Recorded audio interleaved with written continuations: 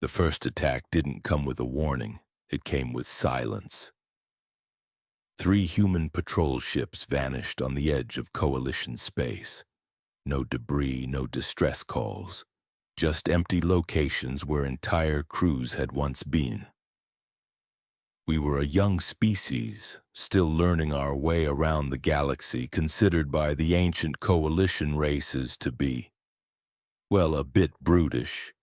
We were the loud, aggressive newcomers. They called us Death Worlders. And then the swarm arrived. Millions of living machines, a hive mind species consuming everything in their path, pushing toward inhabited systems like a red tide of extinction. The ancient, peaceful races of the Coalition were horrified. They should have been afraid. We, on the other hand, we were ready. For humanity, this wasn't a philosophical debate. It was war. Captain James Reed stood on the bridge of the battlecruiser Terminus as the first wave hit. The view screen outside shifted from a sea of stars to streaks of pure, chaotic movement. Thousands of swarm drones converging on them. "Target their central cluster," Reed ordered, his voice steady, cutting through the rising tension on the bridge.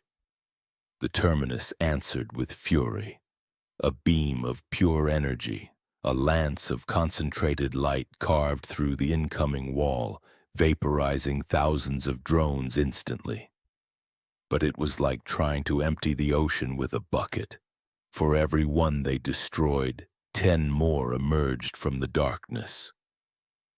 Humanity's first real engagement with the swarm lasted 9 brutal hours. They stopped them that day, but just barely. And as the last drone was blasted into fragments, everyone on that bridge knew the truth. This was only the beginning. While the fleet fought on the front lines, Dr. Elara Morgan hadn't slept in 3 days. Her lab aboard the research vessel Pastor had become her entire world. A sterile bubble of bright lights, metallic floors, and the constant low hum of advanced scientific equipment. She was humanity's leading xenobiologist, and she was studying captured swarm tissue with a growing sense of dread. "They're adapting too fast," she told Captain Reed during an emergency holographic meeting. The image of General Harris, head of Earth's military, flickered beside Reed's. "My pathogen, the one we thought was our ace in the hole, is now only 30% effective. It's a mild inconvenience to them at best." General Harris's face was grim. "We're losing worlds, Doctor. Colony after colony is going dark. We need a solution, and we need it yesterday." Morgan's resolve hardened. "Then I need samples from the source," she insisted, pointing to a dark corner of the star map. "Their main breeding ground. I can create something new, something they haven't seen, haven't adapted to yet. But I have to get it from the heart of their nest." Reed stared at the star map, the target world glowing ominously deep within swarm-controlled territory. It was a suicide mission. "Then we take a fleet," Harris said, his voice leaving no room for argument.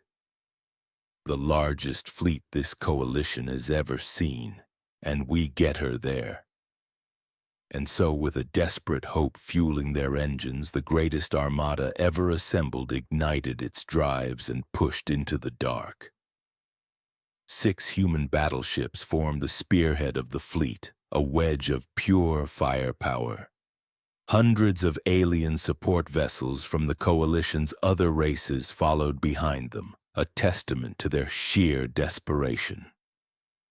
The swarm reacted instantly, their hive minds sensing the intrusion. On the bridge of the Terminus, Lieutenant Adams shouted over the alarms, "Pattern's tightening, Captain! They're evolving their tactics right in front of us!" Reed's jaw was set. "Then so will we," he replied. "Execute pattern Delta." The human ships moved like a single monstrous beast, splitting, diving, weaving through the living wall of drones. For 6 agonizing hours, the void between worlds turned into a storm of fire and shrapnel. 2 human ships, the Valiant and the Defiance, fell, their reactors breached in silent, brilliant explosions. Thousands died, but they made it. The science vessel Pastor, protected by the sacrifice, swooped toward the swarm's breeding world, a planet utterly transformed. It was no longer rock and soil, it was a single massive pulsating organism. Dr. Morgan led her team to the surface, collecting glowing nodes that pulsed with a sickly alien life. "These are the genesis points," she breathed, her voice a mix of horror and scientific awe. "Everything begins here." And then the ground erupted. New swarm types boiled from the earth, armored, larger, faster than anything they had ever encountered. "Retreat!" Morgan shouted, clutching her sample case. Her team ran for their lives through collapsing, fleshy terrain. Soldiers formed a desperate circle around them, firing, falling, screaming as the tide of creatures overwhelmed them. 2 scientists were lost. Morgan barely made it back aboard the shuttle, the landing zone drowning beneath a sea of living weapons. In orbit, watching the planet's surface swarm with endless reinforcements, Reed made the hardest call of his career. "Deploy the Nova bombs." The surface lit up with the fire of a dozen suns. Entire valleys of swarm flesh evaporated in nuclear fire. Back on the command channel, General Harris's voice was tight with tension. "Did it work?" Reed stared at the readings, his heart sinking. "We hurt them, but they're already regenerating." From the pastor, Morgan's voice cut through the despair. She held up her case filled with the glowing samples. "But this is enough," she declared. "With this, I can make something new." 3 weeks later, the new pathogen failed. The swarm had adapted again, this time almost completely before the virus could even take hold. In the Coalition's Grand Chamber, representatives from 17 different species watched the tactical map in silent horror. Red markers representing the swarm were pushing relentlessly toward their core worlds, their most ancient and precious homeworlds. "We have lost 11 worlds since the last briefing," whispered Ambassador Lith, a being of pure crystal whose form shimmered with despair. "We face extinction." But Dr. Morgan wasn't done. She stepped forward, her face pale but her eyes burning with a radical idea. "They're attracted to thermal radiation," she said quietly. "It's how they find worlds to consume. It's their primary instinct. So what if we give them a heat source they can't possibly ignore?" She displayed a massive gas giant on the central holoscreen. "This is Hyperion," she explained. "It's composed almost entirely of hydrogen and helium. Perfect fusion material." Elder Glint, an ancient wise being, flickered in alarm. "Doctor, what are you suggesting?" Morgan took a deep breath. "We ignite it," she said, her voice echoing in the stunned silence. "We use a catalyst to start a fusion chain reaction. We turn Hyperion into a temporary star, one massive, overwhelming burst of thermal energy." Captain Reed, standing beside her, understood instantly. "A supernova-level event," he murmured. "It would be the biggest dinner bell in the history of the universe. It'll pull the entire swarm in, and then destroy them," Morgan finished. "All of them, all at once." The chamber exploded with objections. "You would destroy the nearby systems," one ambassador cried. "Our research outposts in that sector will be lost," shouted another. "This is madness." Reed slammed his hand on the council table, the sound cracking like a gunshot. "The swarm will reach your homeworlds in 15 days, he roared.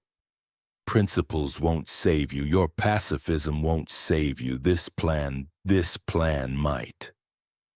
A heavy silence fell. Ambassador Lith looked at the humans, bloodied, exhausted, but still fighting with the ferocity the coalition had never understood.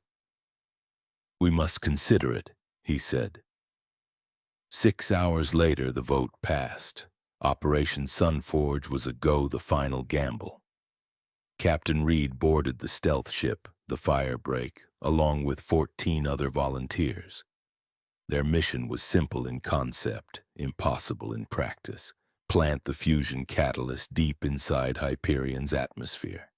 Trigger the chain reaction manually, and then escape, if fate allowed it. Before he left, Dr. Morgan met him at the airlock. "You may not survive this, James," she said softly. Reed offered a tired smile. "Courage isn't about surviving, Elara. It's about doing what must be done." The Firebreak dove into the gas giant, swirling violent storms. Outside the windows, a terrifying sight unfolded. Billions of swarm units were gathering, drawn by the artificial heat bait the fleet was projecting. The entire species was converging on this one point in space. "Final approach," Lieutenant Adams announced, her knuckles white on the console. 5 minutes to deployment. They released the catalyst into the planet's core, but then, disaster. A rogue atmospheric storm, a vortex the size of a continent, slammed into the ship. The Firebreak screamed in protest. "Engine 2 is dead," the engineer yelled. "We can't escape the gravity well with everyone aboard." Reed didn't hesitate. "9 of you evacuate in the pods, 5 of us stay." Arguments broke out instantly. "Sir, we won't leave you." Reed silenced them with a look that was pure command. "That's an order." The escape pods launched, tiny sparks of hope rising toward the blackness. But the swarm noticed. "They're chasing the pods, Captain," Adams said, her voice trembling. Reed opened a fleet-wide comm channel. "Coalition Command, this is Firebreak. Begin Sunforge." On the flagship, Morgan watched the readings. The catalyst was warming. The planet itself was beginning to glow. 2 minutes, she whispered. On the Firebreak, alarms wailed as the ship was torn apart. 1 minute, the engineer said, "when we're out of time." Reed opened one final open transmission to the galaxy. "This is Captain James Reed of the Earthship Firebreak. If anyone can hear this, we stood together and we did not break. Whatever happens next, remember that humanity fought for all of you." And then, a miracle. The ship's battered emergency system, in its death throes, rerouted just enough power for one last, desperate engine burst. "We have thrust!" Adams screamed, her voice cracking with disbelief. The ship lurched and shot upward, fighting against the immense gravity. Behind them, Hyperion ignited. A newborn sun erupted into existence, white, blinding, beautiful, and terrible. The shockwave, a wave of pure creation and destruction, erased 90% of the swarm in a matter of seconds. The very fabric of the universe seemed to shake from the blast. 3 days later, a scorched and battered escape pod was found drifting in the debris field. Inside were Captain Reed and Lieutenant Adams, bruised, broken, but alive. A month later, the coalition gathered again. Ambassador Lith stood before the assembly. "For 3,000 years, he began, his crystalline voice resonating with newfound humility. "We thought violence was barbaric, a relic of a lesser age. But the swarm showed us that survival sometimes requires strength." He turned his gaze to Reed. "And humanity," he continued. showed us courage, the kind of courage that protects even those who are far different from themselves. Elder Glint raised his glowing, ethereal hands. Today we invite humanity to join the Galactic Coalition, not as members, but as our designated protectors. Reed, representing all of humanity, bowed his head. Earth accepts. Across thousands of worlds, memorials rose for the humans who fell to save races they had only just met. And in the silent darkness between the stars, a new warning beacon flashed for any who might wander by. Beware the swarm, and beware even more the Death Worlders who ended them. Reed would often say in the years that followed, a faint smile on his lips, "They called us monsters once. But when the universe needed monsters to fight for it, we became its friends instead." Thank you for watching. If you enjoyed this story of humanity's grit and sacrifice, be sure to hit that like button and subscribe for more tales from across the galaxy. Let us know in the comments what you think of Operation Sunforge.